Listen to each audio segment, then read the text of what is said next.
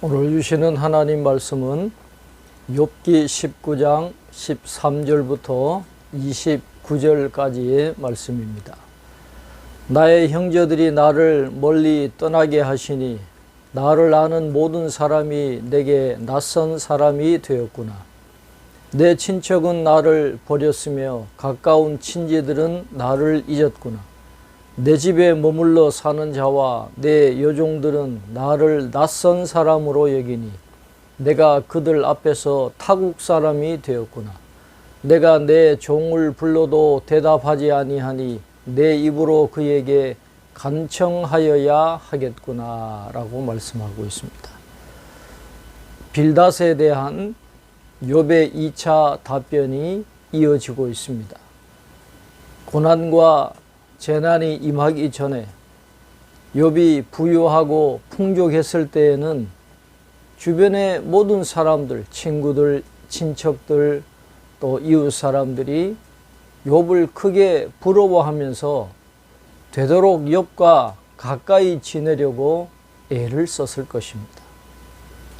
또 욥의 집안에서 일하던 남녀 종들도 주인인 욥의 말에 절대 순종했을 것입니다. 그러나 하루아침에 욥이 모든 것을 잃고 병든 거지 꼴이 되니까 모두가 욥을 비웃고 떠나갔습니다. 그들 역시 욥의 새 친구들처럼 분명 욥이 저지른 무슨 큰 죄악 때문에 하나님께 마땅한 징벌을 받고 있다고 생각했을 것입니다. 욥은 이렇게 철저하게 소외된 가련한 인생이 되고 말았습니다. 내 아내도 내 숨결을 싫어하며 내 허리에 자식들도 나를 가련하게 여기는구나. 어린아이들까지도 나를 업신여기고 내가 일어나면 나를 조롱하는구나. 나의 가까운 친구들이 나를 미워하며 내가 사랑하는 사람들이 돌이켜 나의 원수가 되었구나 라고 말씀하고 있습니다. 심지어 욥의 아내조차도 욥이 숨 쉬는 것조차 싫어했다고 말씀합니다.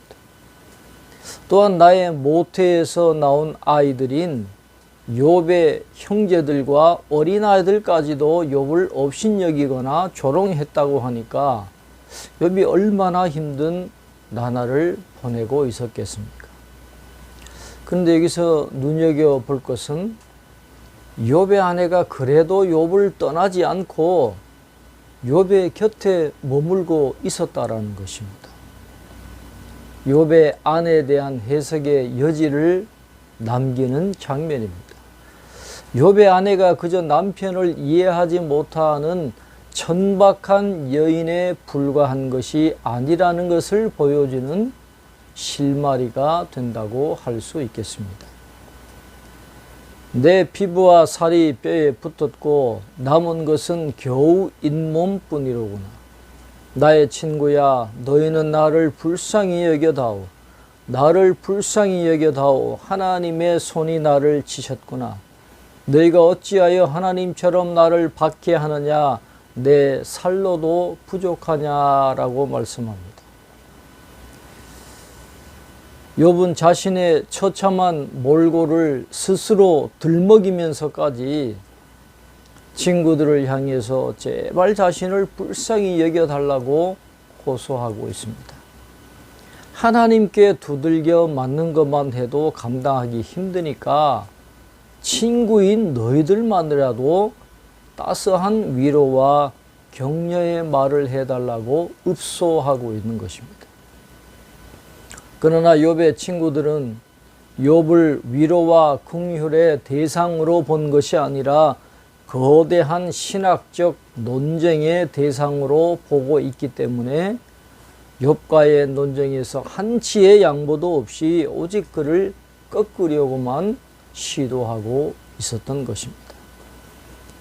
나의 말이 곧 기록되었으면 책에 씌워졌으면 철필과 납으로 영원히 돌에 새겨졌으면 좋겠노라 라고 말씀하고 있습니다. 욥은 지금 친구들을 향해 발설하고 있는 자신의 말이 두루마리나 돌이나 나판이나 바위 위에 새겨져서 영원히 보존되기를 원하고 있습니다.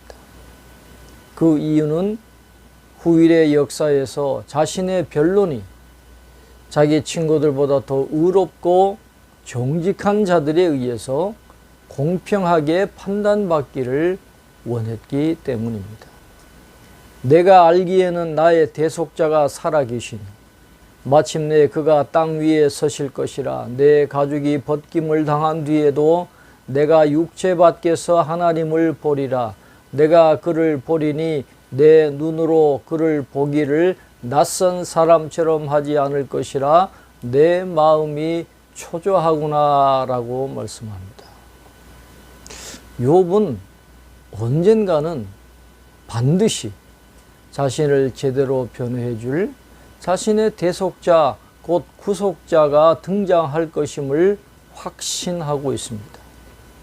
하나님의 공의로움을 생각할 때 자신의 억울함이 이대로 영영 묻힐 수는 없다고 생각했기 때문입니다.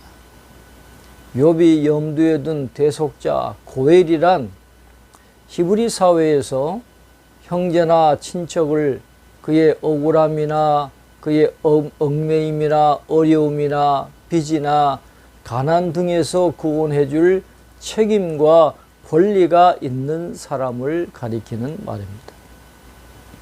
욥이 고엘을 원하는 이유는 그가 자신의 무고한 죽음에 대해 보수해 줄 자이기 때문입니다.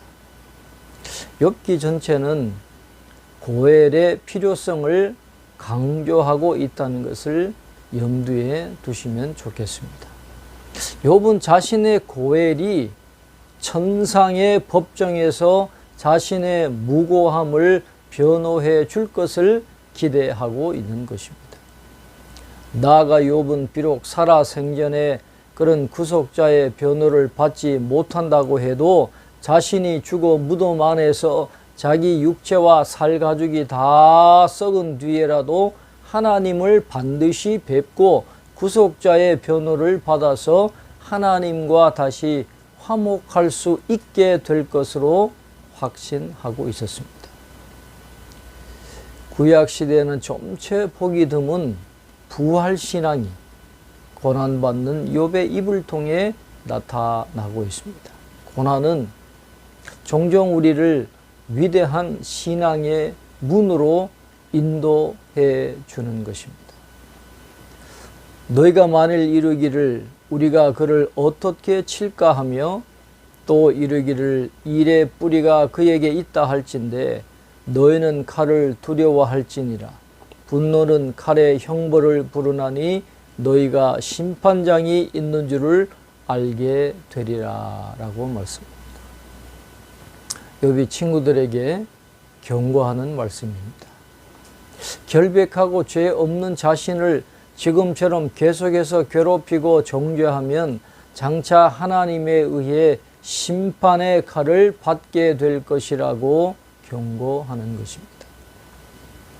욥의 고난은 우리로 하여금 장차 그리스도께서 인간을 구속하실 사역에 대한 계시로 받아들이도록 도와주고 있습니다.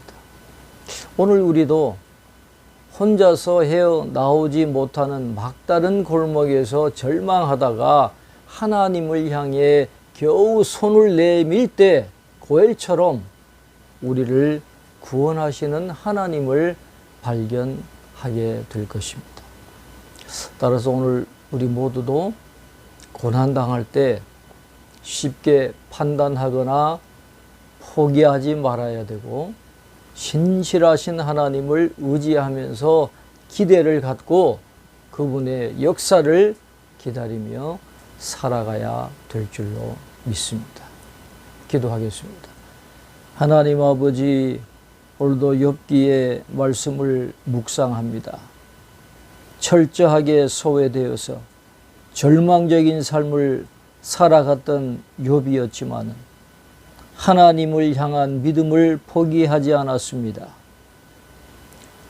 하늘에서 자신을 변호해 줄 고엘 대속자를 기다렸던 그 욥의 믿음, 또한 그가 고난을 통해서 놀라운 신앙의 문이 열리고 부활신앙을 갖게 되는 것을 오늘 말씀을 통해서 깨닫게 해 주시니 감사합니다. 고난이라고 하는 역경을 통해서 우리의 믿음이 점점 깊어지게 하시고 하나님을 향한 신뢰가 더욱더 견고해질 수 있도록 도와주셔서 욥과 같이 하나님의 울타리 벗어나지 않게 하시고 그 울타리 안에서 하나님께서 모든 것이 합력하여 선이 되게 도와주시는 그 놀라운 역사를 체험하는 저희 모두가 될 수 있도록 축복해 주시옵소서. 오늘도 우리 주님과 동행하는 복된 날이 되기를 원합니다. 삶의 순간순간마다 도와주시고 인도해 주시는 놀라운 손길을 경험하는 귀한 한날이 되게 축복해 주시옵소서. 감사없고 예수님 이름으로 기도하옵나이다. 아멘.